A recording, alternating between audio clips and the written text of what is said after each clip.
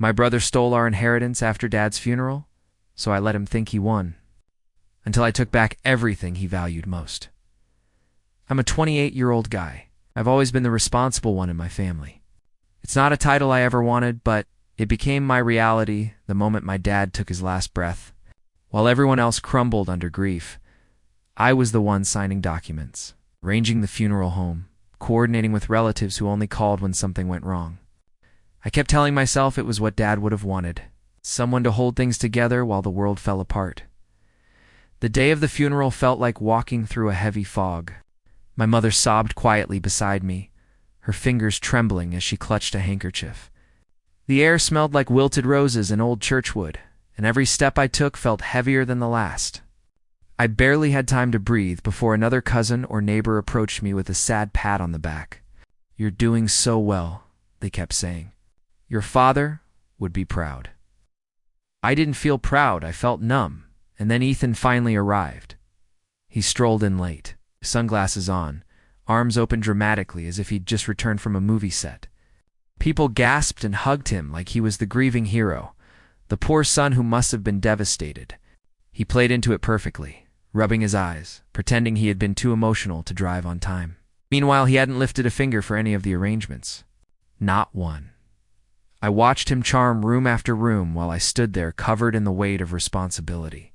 At one point, I caught him patting my back and telling Aunt Marie, "My brother's always been the strong one. He handles the tough stuff," so if that excused everything, he never did. Later that evening, as the remaining guests drifted out, I headed toward the kitchen for a moment of quiet. That's when I heard Ethan's voice, low, urgent. "Mom, we need to take care of the will before someone else gets ideas." I froze in place, and that was the moment I realized something was very, very wrong. I'm a 28-year-old guy, and up until that night, I honestly believed Ethan would at least respect Dad's final wishes. But the next morning, while I was cleaning up the last of the funeral trays, I couldn't shake what I'd overheard. My mother moved slowly around the kitchen, her eyes puffy, her voice soft. I finally said, "Mom, what was Ethan talking about last night?" "About the will?" She hesitated, wiping her hands on a dish towel. He just thinks we should handle things quickly," she murmured. "Before it becomes complicated?" "Complicated how?" I asked. She wouldn't meet my eyes. And that alone set every alarm bell in my head ringing. The will wasn't complicated, Dad made sure of that. He left behind a modest inheritance, a paid-off house, a small investment account, and the set of tools he and I spent years restoring together. Those tools were practically sacred to me. Dad once told me these will always remind you who you are. He didn't say that to Ethan. He couldn't. Ethan never cared about that kind of thing. Later that afternoon, we met with the attorney to discuss next steps. I sat across from Ethan, watching him tap his foot impatiently, like he had somewhere better to be. When the attorney mentioned needing both our signatures on some upcoming documents, Ethan's jaw tightened. "Do we really need all that formality?" he asked, forcing a laugh. "It's not like there's much to divide." The attorney's brows lifted. "It's standard process." Ethan shrugged, but shot me a look, sharp, resentful, almost warning, that night. While sorting through Dad's files, I noticed something odd. Papers that had been neatly organized now had pages missing. Password lists were shifted around. Folders were open but not closed properly. A chill crept down my spine. Then my phone buzzed, the attorney's number flashing across the screen. When I answered, his voice was tense. "Someone just tried accessing the will early, using your name." I'm a 28-year-old guy. When the attorney told me someone tried to access the will under my name, something inside me snapped. I drove home so fast my hands shook on the steering wheel. The sun was setting when I walked through the front door, but the house felt unnaturally quiet, like it was holding its breath. I headed straight to Dad's office. The moment I opened the door, my stomach dropped. Drawers were half open, files scattered, folders rearranged like someone had rummaged through them in a hurry. The faint smell of Ethan's cologne lingered in the air, subtle, expensive, impossible to mistake. I found him in the living room, lounging on the couch like he owned the place. "What did you do?" I asked, my voice barely steady. Ethan didn't even flinch. "Relax," he said, flipping through his phone. "I'm handling things. Mom signed a temporary authorization so I can take care of the estate." "What authorization?" My chest tightened. Why would she sign anything without talking to me? He finally looked at me, and the smugness on his face made my blood boil. "Because she trusts me," he said. Someone had to step up. I stepped closer. I've been stepping up. I handled everything. "You didn't even show up to the funeral on time," he smirked. "Don't be dramatic. People grieve differently." I stared at him, trying to make sense of the situation. "Ethan, did you touch Dad's accounts?" He leaned back, lacing his fingers behind his head. "You worry too much. Dad would have wanted me to streamline things. You're too emotional for this? Too emotional?" I repeated, barely believing it. He shrugged. "Look, I'm making sure the inheritance doesn't get messed up. You should be grateful." So that's when my phone buzzed again. A bank notification. Another. And then another. I opened the app. The air drained from my lungs. Every account tied to the inheritance. Every asset. Every dollar. I'm a 28-year-old guy. Staring at those empty accounts felt like someone had punched a hole straight through my chest. I remember whispering, "You drained everything." But my voice sounded distant, like it belonged to someone else. Ethan didn't even bother pretending anymore. He just smirked. The kind of smirk that said he'd been planning this long before Dad died. Over the next few days, his victory became louder and louder. I watched him roll up to the house in a brand new car, the engine revving like an announcement. He strutted around with his keys dangling from his fingers, showing off to neighbors who didn't know any better. "The inheritance came through," he told them proudly. "I'm finally getting what I deserve." Hearing that made something in me burn. Inside the house, the atmosphere shifted. My mother, overwhelmed with grief and easily influenced, clung to Ethan's explanations. "He's just trying to help," she kept repeating, her voice trembling. "He said the lawyer agreed to let him handle things."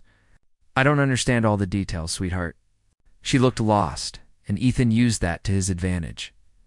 Meanwhile, the attorney's office grew cold toward me.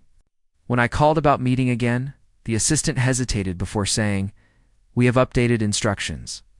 Ethan is listed as the primary estate handler now." "What? Based on what?" I demanded. "Documents signed by your mother," she replied softly, "and claims that you've been under emotional distress since the funeral." I felt my throat tighten. Ethan had told them I was mentally unfit to manage the estate. He'd weaponized grief our father's death to steal everything. The final blow came at a family dinner. Ethan hosted 2 nights later. He invited relatives, ordered catered food, and toasted new beginnings. During the meal, he clinked his glass and said loudly, "I'm glad the right person is finally taking responsibility. Not everyone is cut out for serious decisions." People laughed. Some clapped, and I just sat there staring at him, realizing he wasn't done. Not even close. I'm a 28-year-old guy. After that humiliating dinner, I felt like a ghost sitting at my own family's table. Every word Ethan said replayed in my head like it was carved there. I barely slept that night. Instead, I sat in Dad's old workshop, surrounded by the quiet smell of sawdust and oil, the only place that still felt like mine. I ran my hand across the tool chest Dad and I restored when I was 16. The drawers were stiff from years of use, and I opened them one by one, letting the metallic sound ground me. At the bottom of the last drawer, tucked beneath a folded cloth, I found something I'd never noticed before, sealed white envelope. With my name written in Dad's handwriting, my heart thudded. I tore it open slowly, almost afraid of what I'd find. Inside was a handwritten letter and a small slip of paper. "Son," the letter began. "If you're reading this, it means life has handed us the timing I feared." My eyes stung, but I forced myself to keep reading. "I know Ethan. I love him, but I know him. That's why there's something I didn't include in the formal will. Something meant only for the child who understands responsibility." I stared at the slip of paper. It was a set of login instructions and an access code, Dad continued. "This account is separate, private, and it's yours alone. Not because you deserved more, but because I feared what Ethan might do. My breath caught. A secret investment account. One Ethan knew nothing about. The room suddenly felt different, like Dad was there, guiding me, steadying me. For a moment, all the anger, all the humiliation, all the helplessness, it faded. In its place was a quiet, growing resolve. I whispered, "Dad, you knew, you really knew." And then the realization hit me like a jolt. I didn't need to confront Ethan, not yet. Better to let him think. He'd won so he wouldn't see what was coming next. I'm a 28-year-old guy, and for the first time since Dad died, I felt the smallest flicker of control returning to my chest. I didn't act on it yet. I didn't tell my mother. I didn't tell the lawyer. I sure as hell didn't tell Ethan. Instead, I quietly accessed the account, using the information Dad left me. When the numbers loaded on the screen, steady investments, untouched funds, years of careful planning, almost broke down. Dad had trusted me. He'd prepared for this. For him, meanwhile, Ethan began unraveling in slow, predictable chaos. It started with the constant phone calls. He'd leave the room to answer them, but his voice carried through the thin walls. "What do you mean the payment bounced?" "No, I said I'd get it to you. Just give me a week. You don't understand. I have money. It's just tied up." I'd hear him pacing, swearing under his breath, slamming doors. His new car? Already behind on insurance. The designer clothes he bought? Tags still on, because he realized he couldn't actually afford to keep them. One evening, as I sat at the kitchen table, going through legitimate estate paperwork, he walked in looking exhausted and pale. "Hey," he said, clearing his throat. "You got a minute?" I didn't look up. "What do you need?" He hesitated. "I might need your help with something." He forced a laugh that fell flat. "Just temporary." Some bills came up faster than expected. I finally met his eyes. They were desperate beneath the arrogance he tried to maintain. "Why me?" I asked quietly. He clenched his jaw. "Because you're the responsible one." Dad always said so. Hearing him use Dad like that made my stomach twist. I didn't answer. I just let the silence stretch between us until he stormed off, muttering something I couldn't make out. Later that night, another call came, this one from a number I didn't recognize. I let it ring, then sent it to voicemail. But the message it left, that would be the beginning of everything unraveling for Ethan. I'm a 28-year-old guy. When I finally listened to that voicemail, my entire body went cold. The voice on the other end was calm, professional, and terrifying. "Hello, this is Daniel from First National Bank's Fraud Division. We have questions regarding recent transfers made under your authorization. Please return our call immediately. Fraud Division." I replayed the message twice, my hands sweating. Ethan hadn't just stolen the inheritance, he'd forged signatures, pretended to be me, and used my identity to gain access. I sat there in the dark kitchen, the hum of the refrigerator, the only sound, feeling like the floor had dropped out beneath me. The next morning, I returned their call. The investigator's tone sharpened the moment I confirmed my identity. "Thank you for calling back," he said. "We've identified multiple inconsistencies regarding estate funds and loans taken against property assets." "Loans?" I repeated. "What loans?" He paused. "Mr. Ethan Miller listed you as a co-signer for 2 personal loans and 1 home equity line tied to your father's property." My stomach twisted. "I never signed anything. That's why we need you to come in." When I hung up, I felt dizzy. Ethan hadn't just robbed our inheritance. He'd put my name on financial contracts, debts, and risks I never agreed to.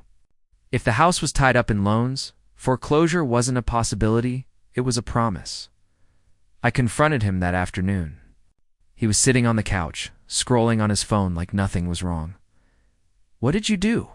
I demanded. He looked up, annoyed. "What now?" "You used my name on loans. On Dad's house." For a moment, his face faltered, guilt flickering behind the arrogance. Then he shrugged. "I had to. They needed a solid signature. You're the reliable one, remember?" "You committed fraud," I said quietly. He scoffed.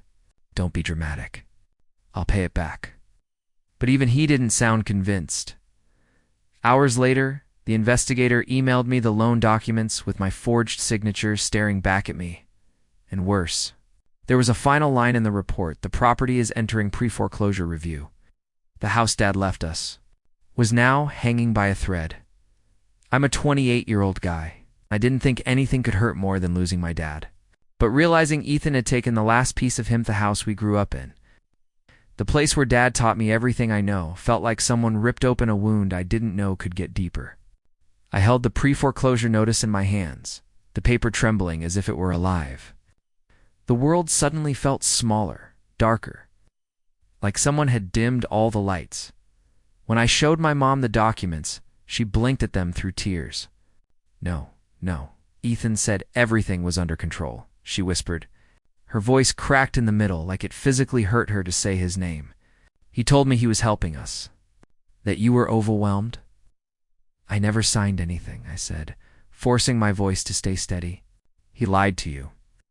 To me, to everyone. She sank into the nearest chair, her face going pale. I didn't know. I didn't know he'd go this far. Part of me wanted to comfort her. Another part wanted to scream. Instead, I just stood there, feeling hollow. Later that night, I sat alone in the workshop, Dad's workshop. The faint smell of old varnish and cold metal clung to the air. I ran my fingers across the workbench, remembering Dad's voice teaching me how to sand wood evenly. I used to think this place was unbreakable, like a sanctuary that would always stand no matter what chaos hit our family. Now even it felt threatened. At some point, I whispered, I'm sorry, Dad. I'm not sure if I said it to him or to myself. My phone buzzed, but I didn't check it. I didn't want to talk to anyone. I didn't want to think. For the first time since he died, I felt utterly alone, like everything I tried to hold together had slipped through my fingers anyway. And then, just as I started to believe things couldn't get worse, I heard footsteps behind me. Slow, hesitant, and full of the kind of guilt that only comes before another blow. I'm a 28-year-old guy. And when I turned around in that dim workshop, I found my mother standing there, eyes red, shoulders trembling. For a second, I thought she was going to tell me something that would crush me further. Instead, she whispered, I'm so sorry. I should have never signed anything. I let him manipulate me again. Her voice cracked, and she covered her face with her hands. Something inside me shifted. Not anger, not sadness, but a cold, steady clarity. Ethan didn't just take advantage of the estate. He preyed on the weak spots in our family, the grief, the trust, the fear. And I realized then, if I didn't step up now, everything my dad built would disappear forever. So I straightened up and said quietly, it's not over. Not yet. That night, I spread every document, notice, email, and bank statement across the dining table.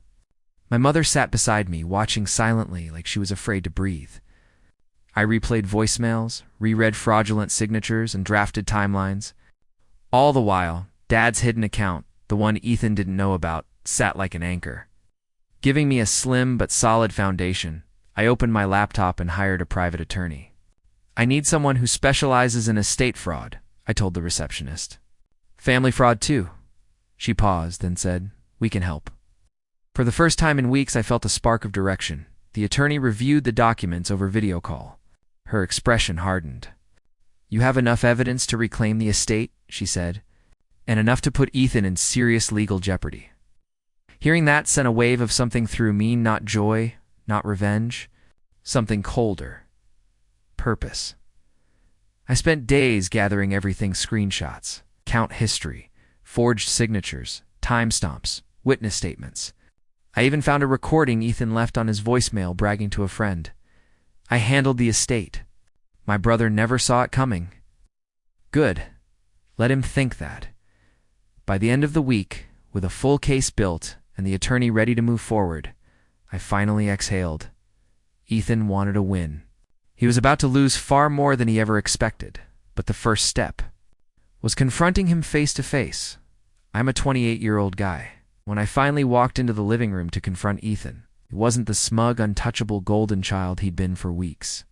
He was slumped on the couch, staring at a stack of letters with shaking hands. Creditors, late notices, bank warnings. His so-called empire was cracking apart. He knew it. He looked up the moment he heard me. "Where have you been?" He snapped, like I owed him something. "Everything is falling apart. I'm getting calls every hour." I stayed standing. "Good. Maybe now you'll listen," he scoffed. "Don't act like you're above this. You owe me help. We're brothers." The word felt poisoned. "I don't owe you anything." "That's not what Dad would have wanted," he said, voice rising. "He'd want us working together." I stepped closer, letting my words land slowly. "Dad wanted honesty. Respect. You haven't given him or anyone either." He looked like he might argue, but then his phone buzzed again. He glanced at it, face draining. "Another freeze notice," he muttered. "What the hell is happening?" I reached into my folder and placed several documents on the coffee table. Fraud reports. Forged signatures, loan records, with my name illegally attached. Ethan grabbed them, eyes darting rapidly across the pages. "You reported me." His voice cracked. "I told the truth," I said. "Everything you did is catching up to you." He shot to his feet. "You ruined me." "No," I said calmly. "You ruined yourself." At that exact moment, someone knocked on the door. Hard. Ethan flinched. I didn't move. He opened it to find a court officer with a clipboard. "Ethan Miller," the man asked. "This is a formal notice of asset freeze pending investigation." Ethan's breath hitched. No, this is a mistake." The officer didn't budge. "You'll need to comply." Ethan looked back at me, panic replacing every ounce of arrogance he'd worn since the funeral. "Help me," he whispered. "Please." But all I felt was a quiet, hollow finality in that moment. He finally realized the truth. His winning streak was over, and the fall had only just begun. I'm a 28-year-old guy, and watching Ethan crumble in front of me felt surreal. Not satisfying, not triumphant, just inevitable. Like the universe had finally stopped protecting him the way everyone else always had. He paced the living room, running his hands through his hair, muttering, "This can't be happening." I didn't mean for it to go this far, but I'd heard enough empty apologies from him in my lifetime to know better. When the attorney called with an update, put it on speaker. "We've submitted the evidence," she said. "Given the level of fraud involved, the court is freezing control of the estate and assigning temporary authority to you." Ethan's head snapped toward the phone. "You can't do that. I was handling things." "You were mishandling them," she corrected. "And now the court is intervening." He looked at me, eyes wide, almost childlike. "Please," he whispered. "You can fix this for both of us." I felt something inside me harden. "You didn't think about both of us when you forged my name, when you bled the accounts dry, when you put the house at risk." His jaw trembled, and for a moment, his mask cracked completely. "I just wanted to be the successful one for once. And you tried to buy it with someone else's legacy." Days passed, and the legal process moved quickly. The court officially restored the inheritance, removed all of Ethan's claims, and ordered him to repay what he stole. His bank accounts were emptied, his new car repossessed, his credit destroyed. He had nothing left, not even the sympathy he once manipulated so easily. The last time we spoke, he stood in the driveway with a duffel bag, shoulders curved inward. "I never thought you'd turn your back on me," he said.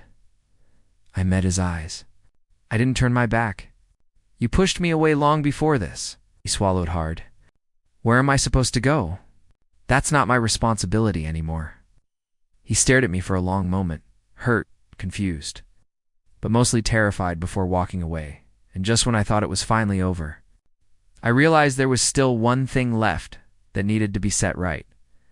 I'm a 28-year-old guy, and after Ethan walked away with that duffel bag, the house fell into a silence I hadn't heard in months. Not the heavy, suffocating silence of grief, something lighter, something that felt like air finally moving after being trapped too long. I stood in the driveway for a while, staring at the workshop window glowing faintly from the evening sun. That little room had survived Dad's death, Ethan's schemes, and my own lowest moments. And now, it was mine to protect again. Over the next week, the attorney helped finalize the transition. The estate was legally under my control, the fraudulent loans reversed, the property saved. When she said, "Everything is secure now," I felt a pressure loosen in my chest that I'd been carrying since the funeral. My mother cried when I told her. Not sad tears relief. "Your father would be grateful," she whispered, squeezing my hand. "You honored him." One afternoon, I unlocked the workshop and stepped inside with a broom, a rag, and a toolbox. Dust floated in the sunlight, the scent of wood shavings, still faintly lingering like a memory waiting to be acknowledged. I started cleaning slow, deliberate. As I wiped down the old workbench, I pictured Dad leaning over it, explaining why grain direction mattered. My patience was more important than strength. "You always saw things through," he used to tell me. "That's what makes you steady." I didn't feel steady then. I felt cracked, tired. Older than 28, but as I sorted the tools, tightened loose screws, and restored order to the one place that had never betrayed me, something settled inside by the time I finished. The workshop looked like a place ready to build something new, something honest. That night, I stood in the doorway of the house and whispered, "I did it. Dad, I kept what mattered safe." And for the first time since he passed, I didn't feel like I was pretending to be strong. I was strong. Ethan lost everything he valued because he tried to take what he never earned. I regained everything I valued because I fought for what was right. And in the end, I didn't just reclaim the inheritance. I reclaimed my peace, my dignity, and the legacy my father meant for me to carry.